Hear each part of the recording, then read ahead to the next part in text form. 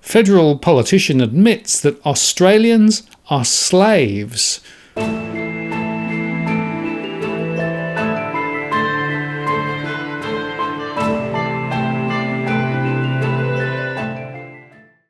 Martin North, John Adams, in the Interest of the People. Hello, John.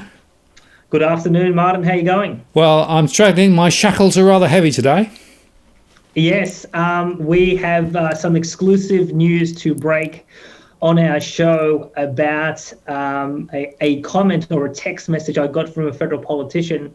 But just to set the context, in December, you and I did a show about Thomas Jefferson, and we did a show called Stop the Australian Arrest of Thomas Jefferson. And this was in the context of a parliamentary inquiry that was established in December by what's called the Parliamentary Joint Committee on Intelligence and Security. And this inquiry is looking at an inquiry into extremist movements and radicalisation in Australia. And they're looking at a particular phenomena that ASIO has been highlighting. Now, we know since 9/11, Islamic terrorism, or the risk of Islamic terrorism, has been a risk in Australia, particularly concentrated in Sydney and Melbourne. But ASIO in September last year testified to Senate estimates and said that over the last 4 years, there's an explosion in so-called right-wing or far right-wing extremism in Australia, and that's been a concern. So in 2016, about 10 to 15% of ASIO's counter-terrorism caseload was far-right extremism, and last year was up to 30 to 40%. And so Labor cut a deal with the coalition in which to establish the inquiry, and they're trying to uncover what is going on in this particular phenomena. Now, when you boil down to who are these people that are so-called right-wing extremists, it essentially boils down to so-called white Australians, late teens, early 20s, who are fed up with the system, the establishment, the government, and that they are not actually engaging in violence, but they are talking in a flamboyant manner on social media, which police and intelligence services find troubling. And so that is the essence of the inquiry. Now, in the context of our discussion in December, when we spoke about Thomas Jefferson, we talked about the 1776 Declaration of Independence, in which Jefferson said that if a government got out of control, it is the right and the obligation of the people to either alter or abolish the government and to institute new government when people's natural rights were infringed. And this is the theological position that we have rights from God or from the universal power, whatever you want to call it. And these rights basically are innate to our human nature as humans. They predate government, they predate parliament.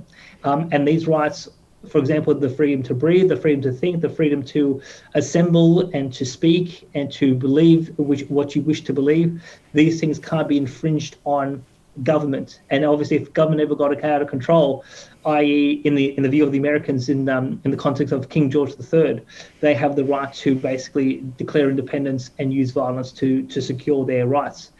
Now, under Australian law, all forms of violence against the government, any urging or discussion of violence against the government is completely illegal.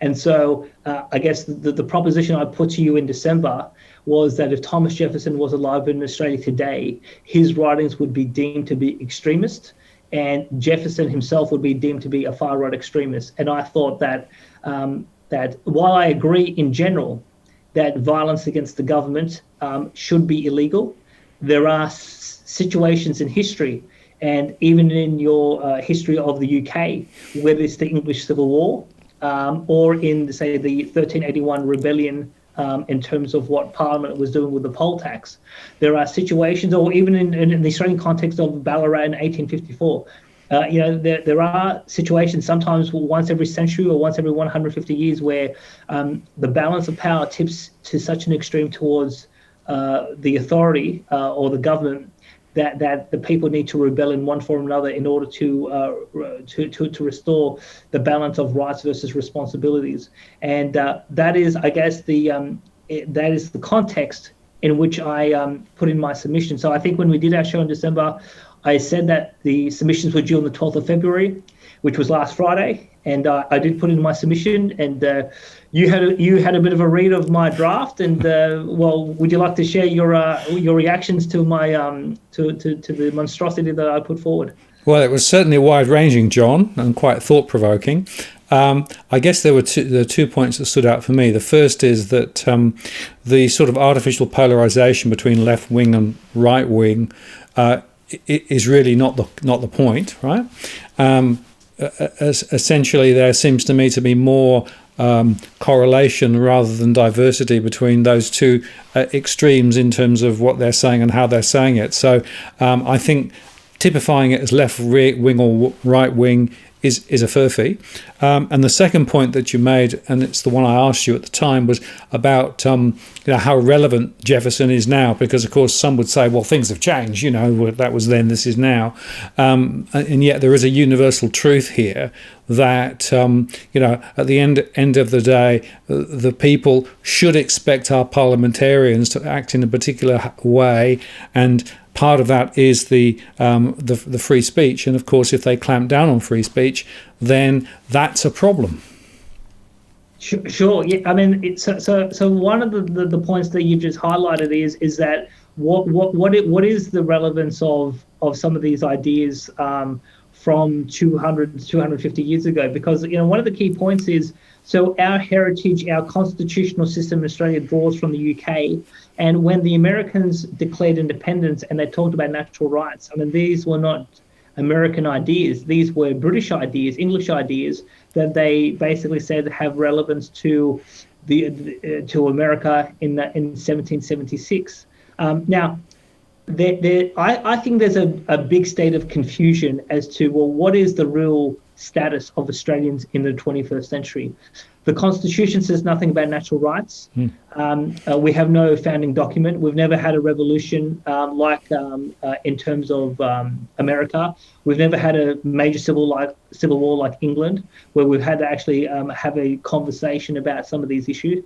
I do know that there are many Australians who believe we have human rights, innate rights that sit above the Parliament, and that we have the right to defend those rights if Parliament gets out of control. And without being too provocative, some may say that even the Victorian government, and we had Sanjeev Sabluk on a recent show, and he thinks that the Victorian government has got out of control. A lot of the safeguards that one would expect to have a limit on executive power or on parliamentary power, a lot of those checks have been suspended because of the state of emergency. And one would think that the state of emergency would only happen for a few weeks, but I think Victoria, it happened for a good chunk of last year, and I think the Premier Andrews has actually asked for the state of emergency to be extended until the end of 2021. So you could have up to 18 months of the state of emergency where there is little checks on government power. And then all of a sudden, people's businesses, people's lives and privacy can be completely upended when the Premier at a whim says we're going to have a 5-day snap lockdown, and people just have to scramble and rush in order to either leave Victoria, and I know that some people rush to the airport because they needed to get out of Victoria to go on other business, or if they have to go out to the shops or just rearrange their commercial affairs. It's a very tumultuous set of events in Victoria, and it is all driven by the checks and balances of Parliament being suspended, and we have a Premier that is using a lot of executive power, and some people would say that what he has done has superseded their rights, and that's why Sanjeev went to the International Criminal Court. But beyond the either domestic or international legal system, I mean, I guess the question is, Jefferson said there are other options. Australian law says there are no other options. But I guess, well, what is the status of rights and the ability to defend those rights in the 21st century? And it's worth just underscoring, John, there is no Bill of Rights in Australia, right? There is nothing written down to say that this is what we can and this is what we can't do. Yeah, so you're completely correct. There is no written document, but I should say there's a set of assumptions. So there's a whole host of assumptions that people make, and I think one of the benefits by putting Jefferson front and square in this inquiry, I think we're going to hopefully get some sort of declaratory statement from the Parliament about, well, what is their view on some of these matters given the status of the law. So just to recap, I think I said in December, and I made this point in my submission, that what I fear the committee is going to do is it's going to be another power grab. So I expect the committee to come up with recommendations around more criminal law, more government surveillance against Australians that express an opinion that they don't like, more crackdown on discussions on social media, and it's not just, I guess, the social media companies censoring their customers. It's the government instructing social media companies about what is permissible to be published and what's not. And obviously, as you know, the more you suppress free speech, the more things go underground and it becomes more, suppressing speech makes people more radical.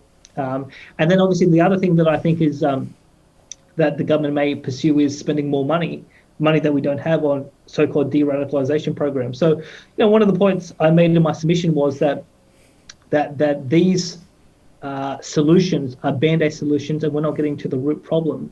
The root problem is that with the statistics, both in terms of Australia as well as the OECD, trust has collapsed in political institutions and civic institutions, in courts, etc., in the media, and that collapse in trust is what's driving what I think is driving the extremism. So I basically asked the committee to look at this relationship between trust and how people talk on the internet, because I think there's a relationship there that's worth unpacking.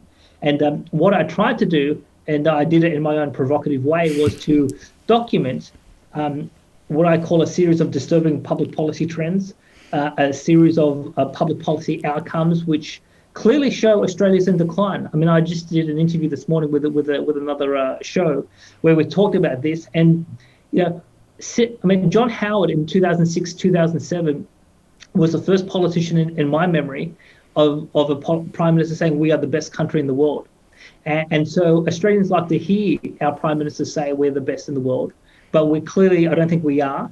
And I think objectively, the data is showing, and obviously your bailiwick is data, the data objectively shows we are going backwards. We've been going backwards for the last 20 years. So in the last 20 years, Australians are more in debt, we're under more financial pressure, we are fatter, we are more depressed, we're more hooked on drugs, whether it's prescription or narcotics, and our children are achieving less in school, in math, science and literacy, compared to, for example, like I think our PISA scores in the OECD peaked in 1999, and that just so happens was the year that I finished high school in 1999. But our results have collapsed, even though our spending on education has gone through the roof. So these objective measures, which clearly show the country is going backwards, and I think, where the politicians are doing things that are not that people think are a distraction, or some of these ideas are quite perverse. The country's going backwards. People's lives people are not happier, and people are more stressed. At the same time, we've got a whole host of domestic and international scandals, which undermine confidence in our institutions. And what I did in my submission was I documented a long train of scandals, and these are scandals which have been acknowledged by the mainstream media. And I had a whole series of hyperlinks. So I've got about, I think, 60 footnotes, etc., with a lot of links. And I didn't pull any punches. So, pedophilia that's been concealed, whether it's in the United States or in the United Kingdom, or even we had a Royal Commission in Australia about child sex abuse and what if things that have happened over Australia in 50 years, to scandals in the banking system with the Royal Commission into banking, and scandals with Wall Street, etc., and a whole host of other a whole host of other sort of scandals that have really undermined confidence and trust in our institutions. And so I pretty much said that, if you want to reduce radicalization and extremism, the Parliament needs to start doing the people's work, start to improve public policy outcomes, and what we need to do is to start rebuilding trust. And I'm not sure that our current set of politicians are up to the job, because I think they're part of the problem.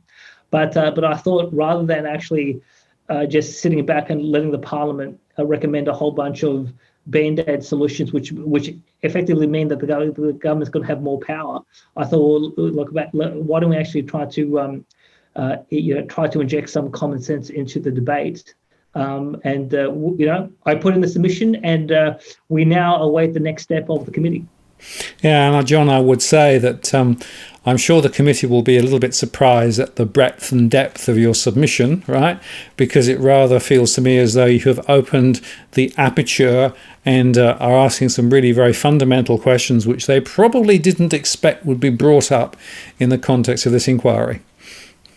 Well, yes. I mean, that potential could be true. Now, in terms of the title of the show, Federal Parliamentarian Admits Australians as Slaves. So what I did was, with my draft, I sent it to a range of people, and Martin, you were one of them, who looked at the draft, and I had a federal parliamentarian who read the draft. Now, we're going to put this, like, I got this text message and I'm quoting verbatim about what I received from this parliamentarian. So let's put this on the screen. So this is the text message I received. Quote, can't advocate for violence, never going to pass muster. Jefferson lived in a different time. Rest of it was good, especially Cockburn comment. Your reasons for distrust were very valid. Now, a couple of things. That they jump out at me. The first thing is that when I say that the trust has collapsed and there's a whole bunch of scandals which undermine confidence in our institutions, this parliamentarian was willing to acknowledge that is actually a factual statement, and that's something that's very valid that needs to be discussed.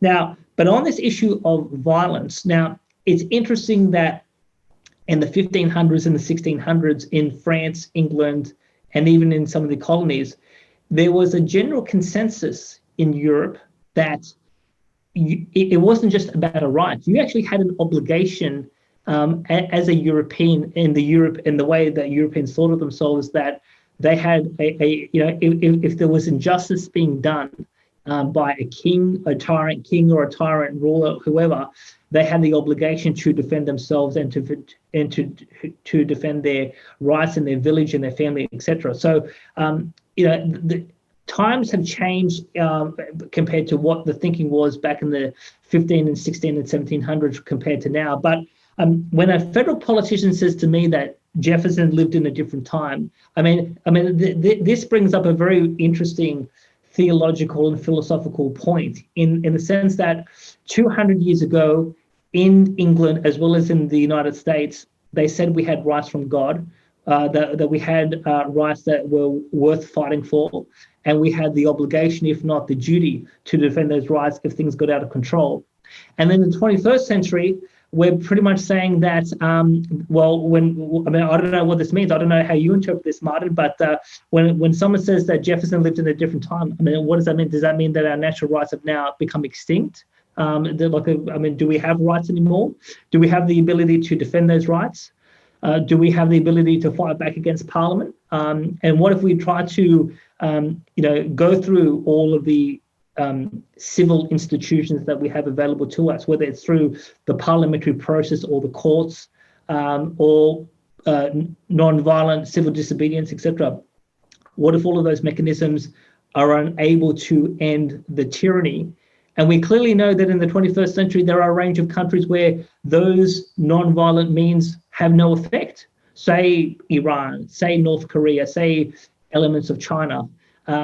Non-violent civil disobedience or going through the political or the political process of the courts can't end the tyranny. So if this situation was to happen in Australia, this parliamentarian is effectively saying that given that federal law says no violence under any circumstances, well, we just must accept what the political class tell us what to do like little slaves.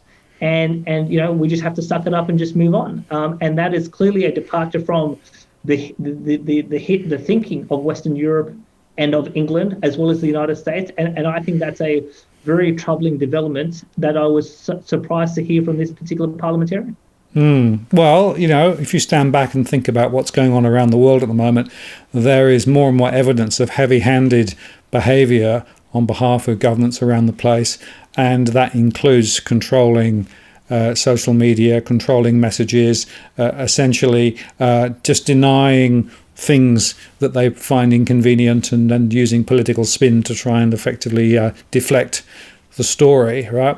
And all of that basically means that more and more people are being shuffled into a narrower field of activity, and indeed you could argue that freedom is being taken away piece by piece by piece. I look at some of the security laws and some of the laws relating to journalism and those things which have been passed in Australia in recent times, and we are definitely less free today than we were previously. Yeah, and look, I have to say, Martin, it's very interesting you raise the issue or in terms of journalism, because that was actually one of the scans that I actually put in my submission, which was that last year a journalist with News Limited was raided by the federal police on the basis that she had obtained classified information from a government source.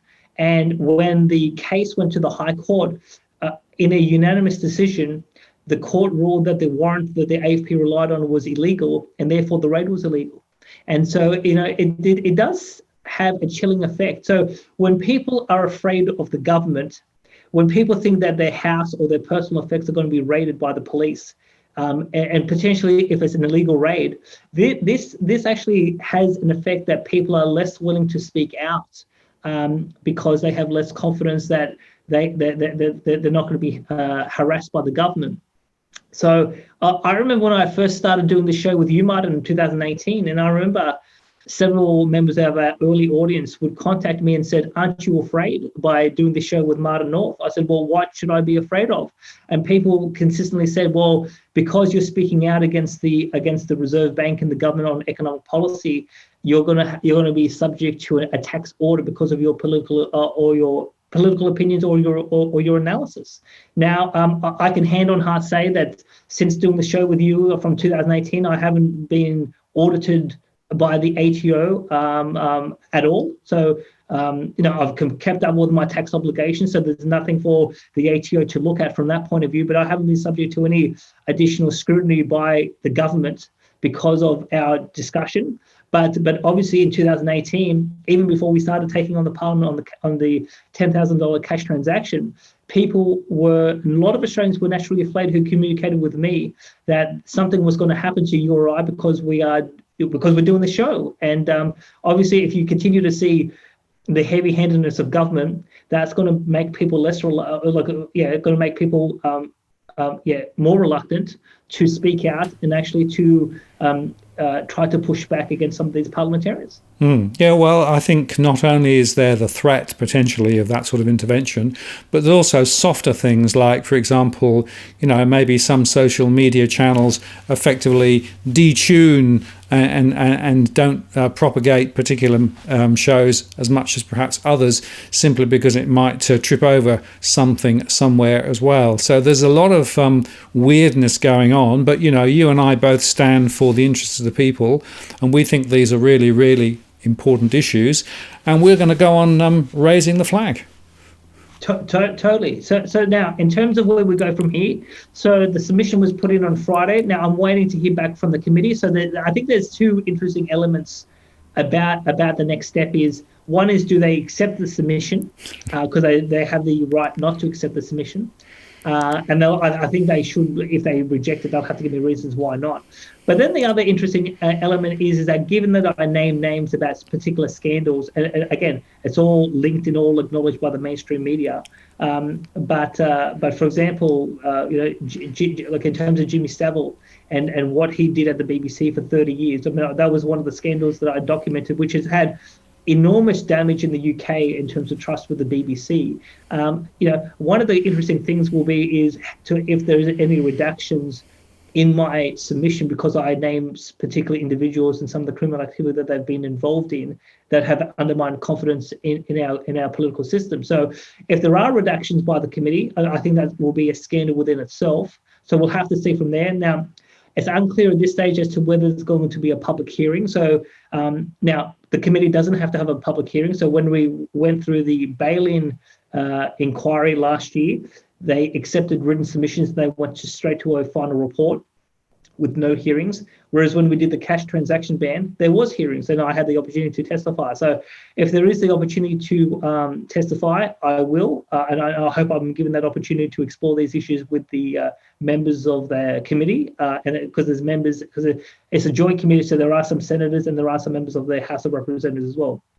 So, but in the interim, if people would like a copy of my submission, like to sort of see what I had to say, people can email me. So we'll put my email address on the screen, john@adamseconomics.com. People can email me and request a copy of my submission.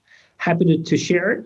And yeah, look, so from here on in, we'll just stay tuned. And if the submission is accepted by the committee, I am planning to spread the submission to a number of mainstream media outlets and see if anyone is willing to pick it up and have a discussion about the issues I raised. And hopefully we get attention and we try to get a definitive statement from Parliament as to, do we have rights?